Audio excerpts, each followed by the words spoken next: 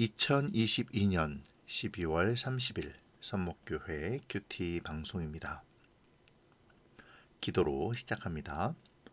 영광의 하나님, 한 해를 마무리하며 분주함 가운데서도 말씀 앞으로 나오게 하시니 감사합니다. 우리가 바쁘다는 핑계로 주의 말씀을 소홀히 한 것을 용서하여 주시고 새로운 마음으로 말씀을 더욱 사모하는 이 시간이 되게 하여 주시옵소서. 감사를 드리며 예수님의 이름으로 기도합니다. 아멘. 오늘 묵상할 말씀은 스바냐 3장 1절에서 8절입니다.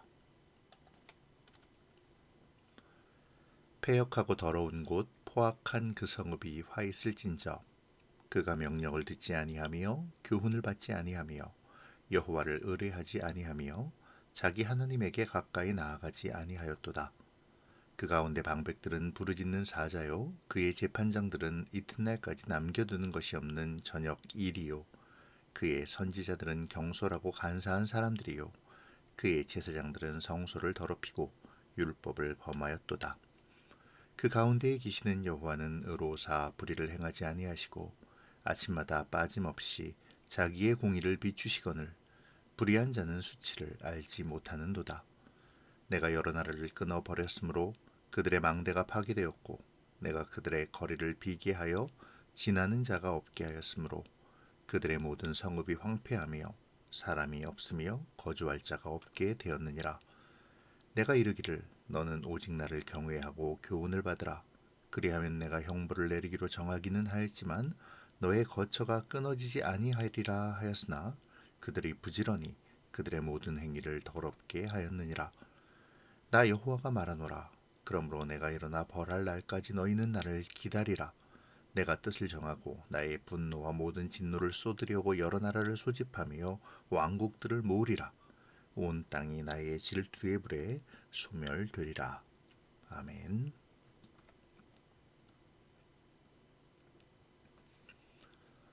오늘 본문은 크게 두 단락으로 나뉘어집니다.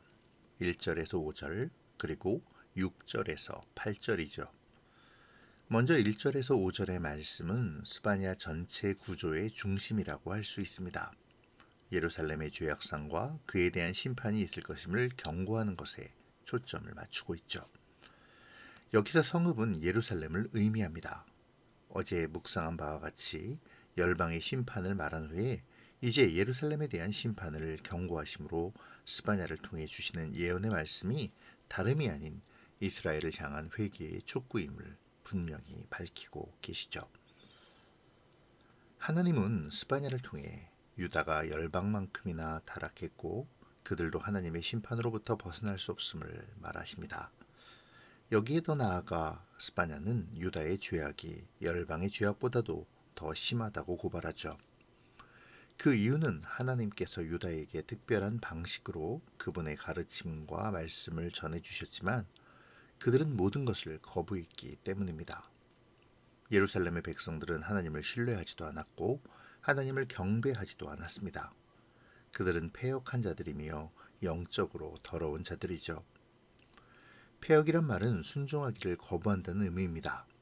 그리고 포악하다라는 것은 사람들 사이의 관계 속에서 서로를 착취하고 폭력을 행사하는 것을 뜻하죠. 하나님의 백성으로서 사랑과 긍휼 그리고 은혜를 나눠야 할 사람들이 오히려 이방인들과도 같이 서로의 이익을 위해 형제를 그리고 이웃을 핍박하는 강팍함을 나타내고 있었습니다. 3절은 예루살렘의 정치적인 지도자들, 곧 권력자들에 대한 책망인데요. 이들을 동물에 비유하여 이들이 얼마나 이기적인 탐욕에 사로잡혀 있는지를 고발하죠. 또한 4절에서는 영적인 지도자들에 대한 비난이 이어집니다. 선지자들과 제사장들은 권력자들과 부하 내동하여 경솔하고 간사하게 행동하며 성소를 더럽히고 율법을 범하고 있다고 책망하죠.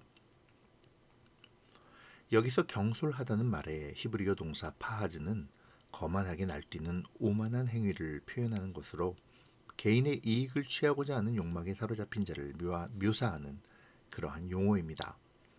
또한 간사한으로 번역된 히브리어 보게도트는 반역자, 배신자라는 의미로 신뢰할 수 없는 사람들을 지칭하는 말이죠. 결국 선지자들은 자신들의 욕심을 채우기 위해 하나님의 말씀을 올바로 전하지 않고 진실을 왜곡하며 전달하였다라는 것입니다. 백성들을 호도했고 백성들은 그 거짓된 말에 속아 각기 소견에 오른 대로 행하고 있었던 것이죠. 제사장들 또한 다르지 않았습니다. 성소를 더럽히는 제사장들의 죄악은 성전에서 이교도의 의식을 행하는 것에서 절정을 이루고 있었죠. 그들은 율법을 올바로 가르쳐 백성들에게 올바른 길을 제시해야 했지만 오히려 자신들의 죄악을 정당화하기 위해 율법을 오용하고 있었습니다. 스바냐는 그러한 예루살렘의 모든 죄악들을 고발하면서 하나님은 의로우셔서 불의를 행하지 않으시고 그 하나님께서 매일 아침마다 빠짐없이 공의를 비추신다라고 말하고 있습니다. 하지만 불의한 자는 수치를 알지 못한다고 한탄하죠. 이제 6절부터 8절은 죄에 대한 심판의 선언입니다. 어제 본문에서 언급했던 열국에 대한 심판을 다시 언급하면서 그러니 너희 하나님의 백성은 오직 하나님만을 경외하고 교훈을 받을 것을 촉구하죠. 예루살렘이 지금까지 행하던 그 모든 악한 일을 그치고 돌이키면 이미 심판하시기로 작정하신 것을 돌이키시사 멸망시키지 않으실 것임을 분명히 선포합니다. 하나님의 심판은 그 자체가 목적이 아니라 하나님께로 돌이키기 위한 수단임을 밝히고 있는 것이죠. 하지만 예루살렘은 하나님의 이 사랑을 알지 못하고 돌이키라는 경고를 무시합니다. 그리고 결국 하나님의 심판의 날을 맞이하게 되죠. 심판당한 열방들과 마찬가지로 심판의 경고를 받고도 무시하는 예루살렘은 하나님의 심판을 피할 수 없게 될 것입니다. 8절에서 스바냐는 하나님께서 이스라엘을 심판하시기 위해 열방을 모으실 것이라고 예루살렘에 대한 심판을 선포합니다. 그 심판의 선포, 곧 어제 본문에서의 심판의 예고를 받은 열방들과 같은 이방의 나라들을 사용하셔서 그들을 통해 하나님의 백성들이 심판을 받는다는 이 선포가 오늘을 살아가는 우리에게 무겁게 다가오고 있습니다.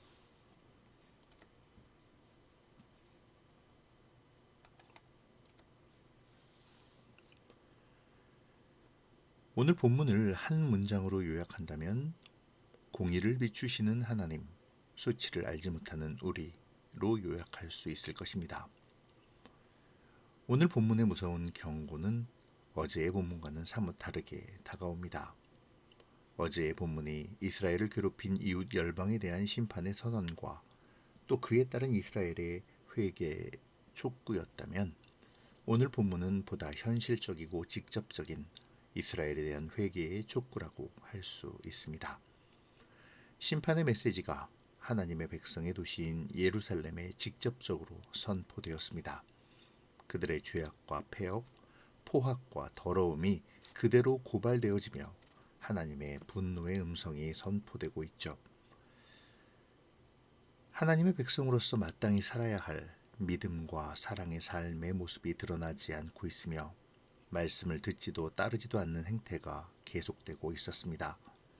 말씀을 제대로 가르치고 회개를 촉구해야 할 선지자와 제사장들은 자신들의 욕심을 채우기에 급급했으며 정치 지도자들은 사자와 이리처럼 백성들을 착취하고 있었죠.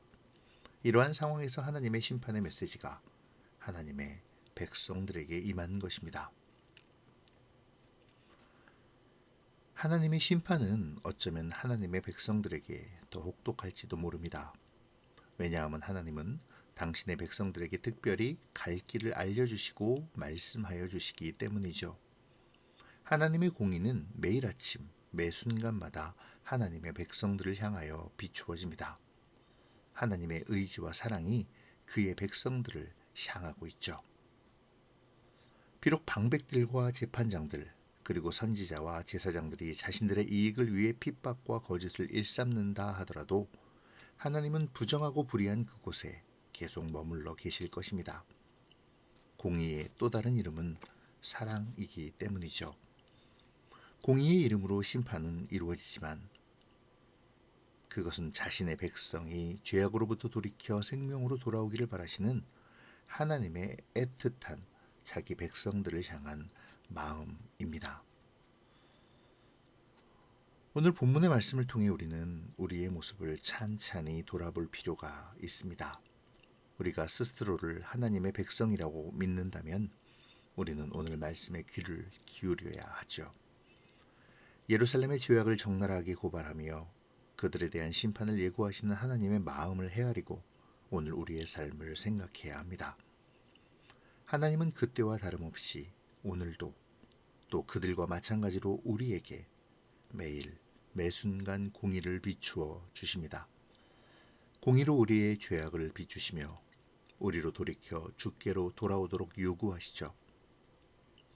우리가 우리의 삶 속에서 우리의 이기심을 버리고 주님이 특별히 주신 말씀 안에서 합당한 삶을 살도록 인도하여 주십니다. 이 인도하심에 대한 오늘 우리의 반응이 어떠해야 할까요? 공의가 비춤에도 수치를 알지 못하는 어리석은 자가 되어서는 안 될 것입니다. 역사는 반복된다는 말이 있습니다. 스바냐 당시의 시대 상황은 중세 시대의 암흑기로 그리고 오늘 우리가 살아가는 이 시대에 전혀 그리스도인답지 않은 신앙인의 모습으로 반복되고 있죠. 이 시대에 수치를 알지 못하는 어리석은 자로 멸망당할 열방에 의해 먼저 심판을 받는 자가 되어서는 안 되겠습니다. 오늘 내가 써내려가는 삶의 역사를 깊이 묵상하는 이 시간이 되시면 좋겠습니다.